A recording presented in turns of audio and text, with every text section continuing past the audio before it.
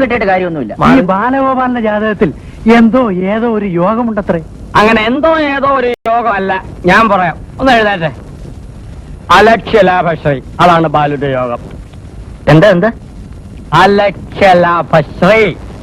അങ്ങനെ ഒരു യോഗമുണ്ടോ?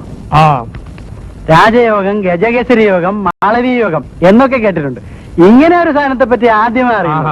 എടോ, ഈ അലക്ഷ്യലാഭശ്രീ ഉണ്ടല്ലോ, ലക്ഷ്യത്തിൽ ഒരാൾക്ക് എന്തെങ്കിലും ഒരിക്കൽ വന്നിരുന്ന യോഗമാണ്. ആ യോഗം മാത്തച്ഛൻ പറഞ്ഞതല്ല, അലപ്യലപ്യശ്രീ, അതാ അതിന്റെ പേര്. പേരെന്തോ ആകട്ടെ, ഈ യോഗത്തിന്റെ പ്രത്യേകത കാരണമാണ് കൈ കിട്ടിയ നിധി കണ്ടവര് കൊണ്ടുപോയത്.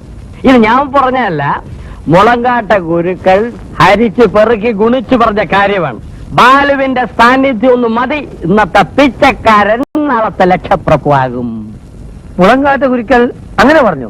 പ്രസിഡന്റ്, അങ്ങനെ പറഞ്ഞ് നാവെടുക്കുന്നതിന് മുമ്പാ ബാലുവിന് നിധി കിട്ടിയതും നിധി പോയതും. ഈ ജോത്സ്യന്മാരെന്ന് പറയുന്നവർ നാട്ടിൽ അന്ധവിശ്വാസം പരത്തുന്നവരാണ്. യുക്തിക്ക് നിരക്കാത്ത കാര്യങ്ങൾ എന്റെ പഞ്ചായത്തിൽ ഒരുത്തരം പറഞ്ഞു പോകരുത്. മുളങ്കാട്ട് ഗുരുക്കൾ പറഞ്ഞെങ്കിലേ അത് വെറുതെ ആവില്ല പ്രസിഡന്റ്. ഗുരുക്കളാരാ? ദൈവോ? ആരെ ബേവക്കൂഫ് പ്രസിഡന്റ്? ദൈവം നേരിട്ട് വന്ന് ആരോടും സംസാരിക്കാറില്ല. അങ്ങേർക്ക് പറയാനുള്ള കാര്യങ്ങൾ മറ്റുള്ളവരെ കൊണ്ട് പറയിപ്പിക്കാണ് പതിവ്. ഞാനിത് വിശ്വസിക്കില്ല. വിശ്വസിക്കട്ടോ? കല്ലരിക്കുന്ന് പഞ്ചായത്തിന്റെ പ്രസിഡന്റ് എന്ന നിലയിൽ ഞാൻ ഈ നാട്ടുകാരോട് ആജ്ഞാപിക്കുകയാണ്, നിങ്ങളും ഇത് വിശ്വസിക്കരുത്. ഇയാൾ ആജ്ഞാപിച്ചാൽ ഉടനെ അനുസരിക്കാൻ നാട്ടുകാർ എന്റെ കൂലിക്കാരോ? സൂക്ഷിച്ച് സംസാരിക്കണം. എടോ, AK-47 നെഞ്ചിന് നേരെ ചൂണ്ടിയുന്ന ചൈനക്കാരോടും പാകിസ്ഥാൻകാരോടും സൂക്ഷിച്ചല്ല ഈ മാത്തച്ഛൻ സംസാരിച്ചിട്ടുള്ളത്. ഹിന്ദുസ്ഥാൻ എന്നലറിയവനാണ് ഞാൻ. പിന്നെ ഒരു തുക്കട പഞ്ചായത്തിന്റെ ഉച്ചാളി പ്രസിഡന്റ്.